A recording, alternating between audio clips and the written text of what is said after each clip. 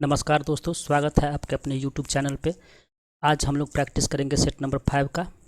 आइए साथ मिलकर शुरू करते हैं। सेट नंबर 5 है क्वेश्चन नंबर 1 कि एक फेमटो बराबर होता है 10 के पावर -18, 10 के पावर -15, 10 के पावर -12 या 10 के पावर -6। एक फेमटो बराबर होता है 10 के पावर -15। सही है। इससे जुड़े कुछ की पॉइंट जान लेते हैं हम लोग। 10 के पावर -18 को एक एटो बोला जाता है। 10 के पावर -15 को अभी हम लोग देखे हैं फेमटो बोला जाता है। और 10 के पावर -12 को पिको बोला जाता है।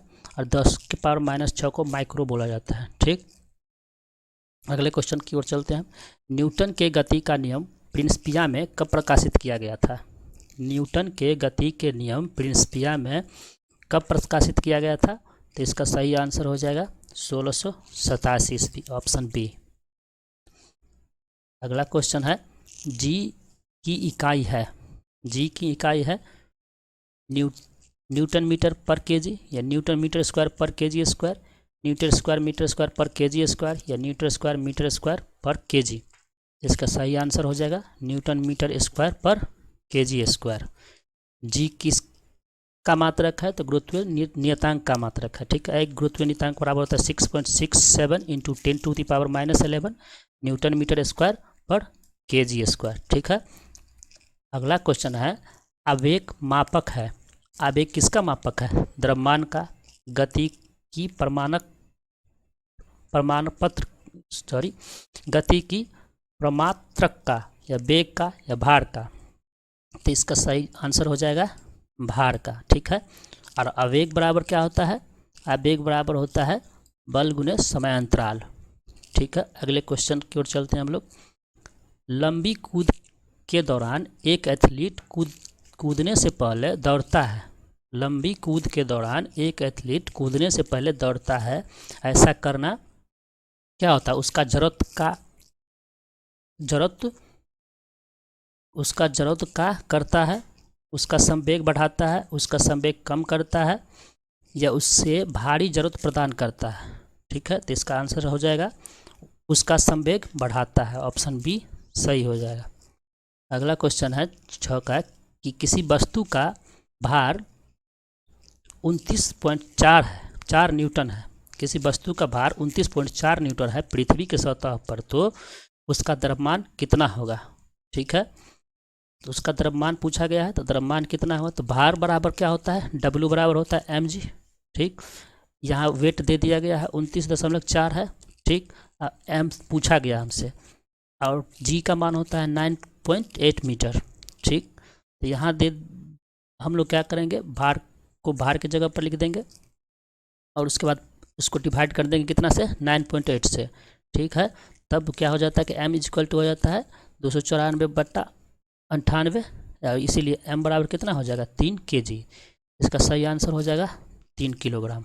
ठीक है, अगला क्वेश्चन है कि एक बल 0.5 किलोग्राम के पिंड में 10 मीटर पर सेकेंड स्क्वायर का त्वरण उत्पन्न करता है। बल का मान होगा। ठीक है, पूछा गया है कि बल का मान क्या है, यानी बल बराबर पूछा गया है। तो बल को हम लोग इंग्लिश में बोलते हैं फोर्स। ठीक, तो F बराबर क्या होता है? m है। फोर्स बराबर होता है मास इंटू एक्सेलरेशन। तो यहाँ दे दिया गया है, आपको मास दिया है 0.5 किलोग्राम। अब पूछा गया है आपसे क्या? बल पूछा गया है, यहाँ दे दिया है, और क्या दिया है? त्वरण दे दिया है, a दे दिया गया है। ठीक है, तो यहाँ सीधा मल्टीप्लाई कर देंगे 0.5 इंटू 10 यानी 5 न्यूटन। तो इसका सही आंसर हो जाएगा 5 न्यूटन। अगले क्वेश्चन की ओर चलते हैं हम लोग। कोई साइकिल सवार किसी मोड़ में घूमता है तो वह क्या होता है? बाहर की ओर घूमता है, आगे की ओर झुकता है, यहाँ झुकना होना चाहिए था, भीतर की ओर झुकता है, बिल्कुल नहीं झुकता है। ठीक है, इसका सही आंसर क्या हो जाएगा कि भीतर की ओर झुकता है, ऑप्शन सी सही हो जाएगा। अगला क्वेश्चन है कोई वस्तु धन आवेशित होती है तो वह क्या करता है? ऑप्शन ए है इलेक्ट्रॉन का परित्याग करती है, इलेक्ट्रॉन का ग्रहण करती है, प्रोटॉन का परित्याग करती है, या इनमें से कोई नहीं। तो इसका सही आंसर क्या हो जाएगा? इलेक्ट्रॉन का परित्याग करती है। सही है। जब कोई तत्व क्या होता है, इलेक्ट्रॉन का त्याग करता है, तब क्या होता है, वो धन आवेशित हो जाता है। ठीक है। क्वार्टज का रासायनिक नाम है, क्वार्टज का रासायनिक नाम है कैल्शियम ऑक्साइड, कैल्शियम फॉस्फेट या फॉस्फेट होना चाहिए था, सोडियम फॉस्फेट और सोडियम सिलिकेट। तो इसका सही आंसर हो जाएगा सोडियम सिलिकेट। ठीक है। चलिए अगले क्वेश्चन को हम लोग देखते हैं। एल्केन का सूत्र है, एल्केन का सूत्र है, इसका एल्केन का सूत्र हो जाएगा CnH2n या CnH2n+2 CnH2n +1। तो इसका सही आंसर क्या हो जाएगा? CnH2n और +2। ठीक है। चलिए अगले क्वेश्चन की ओर चलते हैं हम लोग। किसी तत्व का परमाणु भार 35 है, फिर से देखते हैं हम लोग। किसी तत्व का परमाणु भार 35 है तथा 18 इलेक्ट्रॉन है, उस तत्व में प्रोटॉन की संख्या क्या होगी? यहाँ परमाणु भार दे दिया गया है 35 और इलेक्ट्रॉन दे दिया गया है 18। ठीक। पूछा क्या गया हमसे? प्रोटॉन। ठीक है। तो प्रोटॉन बराबर क्या होता है? जो परमाणु क्रमांक होता है वही प्रोटॉन होता है, वही इलेक्ट्रॉन होता है। यदि क्या हो कि आवेशहीन हो, यदि कोई तत्व आवेशहीन माने कोई चार्ज न हो, प्लस या माइनस कोई चार्ज न हो, ठीक है, तो वही उसका इलेक्ट्रॉन भी हो जाता है। ठीक है। तो यहाँ पूछा गया हमसे प्रोटॉन क्या होगा, तो प्रोटॉन कितना हो जाएगा? 8। यदि हमसे पूछा गया रहता कि इसमें न्यूट्रॉन कितना होगा, तो न्यूट्रॉन कितना हो जाता है? 17। ठीक है। जैसे क्या कहते हैं, परमाणु द्रव्यमान बराबर क्या होता है? प्रोटॉन की संख्या प्लस न्यूट्रॉन की संख्या। यहाँ हमको द्रव्यमान संख्या दे दिया गया था, प्लस प्रोटॉन की संख्या भी दिया हुआ था। ठीक है। यदि हमको न्यूट्रॉन निकालना होता तो क्या होता? न्यूट्रॉन इक्वल टू हो जाता 18 माइनस प्रोटॉन की संख्या होता है यहाँ पर, तब क्या हो जाता? 1 मिनट। ठीक है। यहाँ पर दे दिया है क्या? एटॉमिक नंबर बराबर क्या होता है? प्रोटॉन की संख्या प्लस न्यूट्रॉन की संख्या। एटॉमिक यहाँ एटॉमिक मास इक्वल टू हो जाता है प्रोटॉन की संख्या प्लस न्यूट्रॉन की संख्या। यहाँ मास दे दिया गया है। ठीक। अब प्रोटॉन 18 हो गया और न्यूट्रॉन हमसे पूछा गया है, तो न्यूट्रॉन बराबर क्या हो जाएगा? 17। ठीक है। अगले क्वेश्चन की ओर चलते हैं हम लोग। अब तक ज्ञात तत्व संख्या कितनी, तत्वों की संख्या कितनी है? यहाँ पर होना चाहिए था की संख्या कितनी है। ठीक। तो कितनी हो जाएगा? 102 है, 106 है, या 104 है, या 118 है। तो इसका सही आंसर क्या हो जाएगा? 118। ठीक है। 118वां तत्व कौन सा है? तनु सेप्टियम्स है। ठीक है। यहाँ 118 होना था, यहाँ मिस्टेक से हो गया है। चलिए अगले क्वेश्चन को हम लोग देखते हैं। इनमें से कौन सा आवेश रहित कण है? इनमें से कौन सा आवेश रहित कण है? अल्फा, बीटा, प्रोटॉन या न्यूट्रॉन?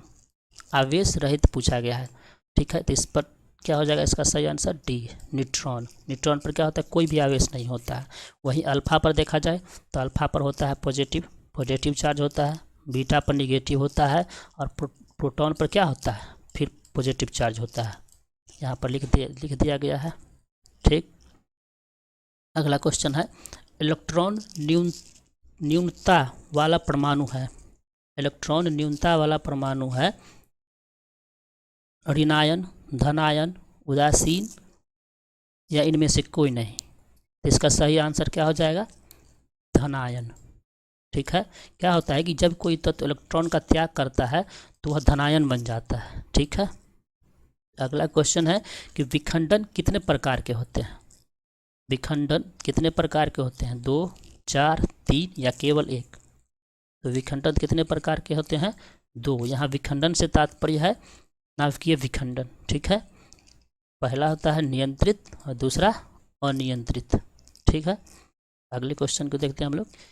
25 ग्राम में सल्फ्यूरिक अम्ल के कितने मोल पाए जाते हैं? 25 ग्राम में सल्फ्यूरिक अम्ल के कितने मोल पाए जाते हैं? तो यहाँ देखिए, सबसे पहले हम लोग क्या करेंगे, तो सल्फ्यूरिक अम्ल का सूत्र होता है H2SO4। तो इसका हम लोग क्या करेंगे, पहले हम लोग भार निकाल लेंगे। तो हाइड्रोजन का हो गया 2 सल्फर का 16 होता है तो 16 दूना 32। ऑक्सीजन का हो जाता है कितना 8 परमाणु संख्या, तो इसका हो जाएगा 8 दूना 16 और 16 को 4 से गुना करेंगे तो 16 चौका 64 हो गया। ठीक है, अब सबको हम लोग क्या करेंगे जोड़ देंगे, तो जोड़ने के बाद कितना आ जाता है 98। ठीक है, 98 आ जाता है। तो यहाँ लिखेंगे कि 98 ग्राम सल्फ्यूरिक अम्ल में मोल संख्या 1 होता है। ठीक है, तो 1 ग्राम में 1/98, इसीलिए 25 ग्राम में, तो 1/98 गुने 25, यदि हम इसको डिवाइड करेंगे तो कितना आ जाएगा 0.255 जाता है। आंसर क्या हो जाएगा इसका सही 0.255 सी सही हो जाएगा इसका आंसर। ठीक है, चलिए अगला क्वेश्चन देखते हैं हम लोग कि द्रव्यमान संख्या का चिन्ह है क्या है, ए, जेड, एन या एम। तो इसमें का सही आंसर क्या हो जाएगा ए, द्रव्यमान संख्या ए। और द्रव्यमान संख्या बराबर होता क्या है प्रोटॉन की संख्या प्लस न्यूट्रॉन की संख्या। ठीक है, जेड परमाणु क्रमांक का हो गया, एन तो हो गया आपको किसका न्यूटन, और एम मास के लिए होता है। ठीक है, चलिए अगले क्वेश्चन को देखते हैं। जीन शब्द किसने दिया था, जीन शब्द किसने दिया था, तो जीन शब्द दिया था डार्विन ने। ठीक है, जोहानसन क्या किया था जीन का खोज किया था। मेंडल को बोला जाता है फादर ऑफ अनुवांशिकी। ठीक है, और ये वाटसन एंड क्रिक क्या किया था डीएनए का खोज किया था, वाटसन एंड क्रिक डीएनए का खोज किया था। ठीक है, अगला क्वेश्चन है कि निम्नलिखित में से कौन एकल झिल्ली कोशिकांग है, यानी सिंगल मेम्ब्रेन वाला है। ठीक है, कोशिकांग और सेल ऑर्गेनली। तो यहाँ हो जाएगा इसका सही आंसर क्या वैक्यूल्स होगा कि राइबोसोम होगा, माइटोकॉन्ड्रिया माइक्रोट्यूब्यूल्स होगा या सेंट्रोसोम होगा। तो इसका आंसर हो जाएगा वैक्यूल्स, सिंगल मेम्ब्रेन होता है इसमें। ठीक है, सिंगल मेम्ब्रेन GLE। ठीक है, और राइबोसोम, माइक्रोट्यूब्यूल्स और सेंट्रोसोम, इसमें मतलब इसमें कोई सेल मेम्ब्रेन नहीं होता है। ठीक है, अगला क्वेश्चन है केंद्रीय तंत्रिका तंत्र, केंद्रीय तंत्रिका तंत्र यानी सेंट्रल नर्वस सिस्टम में न्यूरॉन की जोड़ी होती है। ठीक है, तो इसमें कितने न्यूरॉन की जोड़ी होता है 12, 31, 43 या 34। इसका सही आंसर होगा 43। ठीक है, इससे जुड़े कुछ हम लोग तथ्य जान लेते हैं। तो central nervous system, nervous system का 3 पार्ट होता है। ठीक है, नर्वस सिस्टम का 3 गो पार्ट होता है। ये होगा CNS, एक होता है PNS, एक होता है ANS। ठीक है, ये होगा सेंट्रल नर्वस सिस्टम, ये होगा पेरिफेरल नर्वस सिस्टम और ये होगा ऑटोनोमस नर्वस सिस्टम। ठीक है, तो इस पूछा गया था कि इसमें कितने जोड़ी होते हैं तंत्रिका तंत्र की, तो कितना हो गया 43। चलिए अगले क्वेश्चन की ओर चलते हैं हम लोग। कह रहा है कि निम्नलिखित का मिलान करें, सूची 1 है, सूची 2 यहाँ दिया गया। ठीक है, थोड़ी देर रुकते हैं हम लोग, आप लोग इसको देखिए या वीडियो पॉज करके थोड़ा देर पॉज कीजिए और इसको खुद से सॉल्व करने की कोशिश कीजिए। ऑप्शन ए में है कि नींबू, समुद्री शैवाल, अंगूर, या अंगूर पर आंसर होना था अंगूर और सिरका। ठीक है, इसका सबका अम्ल दिया हुआ है, कौन किसका होता है। ठीक है, तो इसका सही आंसर हो जाएगा आपका बी। ठीक है, यदि इसको मिलाना चाहते हैं, ठीक है, तो क्या हो जाएगा नींबू में साइट्रिक एसिड होता है, समुद्री शैवाल में अल्जिनिक अम्ल होता है। ठीक है, अंगूर में क्या हो जाता है टार्ट्रिक अम्ल होता है और सिरका में एसिटिक अम्ल होता है। ठीक है, चलिए अगले क्वेश्चन की ओर चलते हैं हम लोग। एड्स का अर्थ है, यानी फुल फॉर्म इसका पूछ रहा है। AIDS stands for the acquired immune deficiency syndrome. इसका सही आंसर क्या हो जाएगा the acquired immune deficiency syndrome, option C इसका सही आंसर हो जाएगा। चलिए कुछ इससे जुड़े की पॉइंट जान लेते हैं कि एड्स दिवस कब मनाया जाता है, तो 1 दिसंबर को। ठीक, अगला है कि इस रोग की जांच के लिए कौन सा टेस्ट किया जाता है, तो एलिसा टेस्ट एड्स की जांच के लिए। ठीक, अगले क्वेश्चन की ओर चलते हैं हम लोग। निम्नलिखित में कौन सी दवा एंटीबायोटिक है? कौन सी दवा एंटीबायोटिक है? तो इसका सही आंसर हो जाएगा कौन सा? पेनिसिलिन एंटीबायोटिक है। ठीक, और पेनिसिलिन का खोज किसने किया था? तो इसका खोज किया था फ्लेमिंग ने, अलेक्जेंडर फ्लेमिंग ने पेनिसिलिन का खोज किया था। कब किया गया था? तो 1928 ईस्वी में। ठीक है, और पेनिसिलिन किससे प्राप्त किया जाता है? तो ये कवक से प्राप्त किया जाता है। ठीक है, अगला क्वेश्चन है कि सर्वप्रथम जीवाणु का पता लगाया था। सर्वप्रथम जीवाणु का पता किसने लगाया था? Louis Pasteur, Leeuwenhoek, Edward Jenner या जॉन साल्क? तो सबसे पहले जीवाणु का पता लगाया था लुईवेन हॉक ने। ठीक है, आशा है आपको यह वीडियो अच्छी लगी होगी। यदि अच्छी लगी हो तो लाइक करें, शेयर करें और अपना स्कोर कमेंट बॉक्स में ज़रूर लिखें। और इस वीडियो का यदि PDF चाहिए तो डिस्क्रिप्शन बॉक्स में इसका लिंक दे दिया गया है, आप चाहे तो वहाँ से भी डाउनलोड कर सकते हैं। धन्यवाद।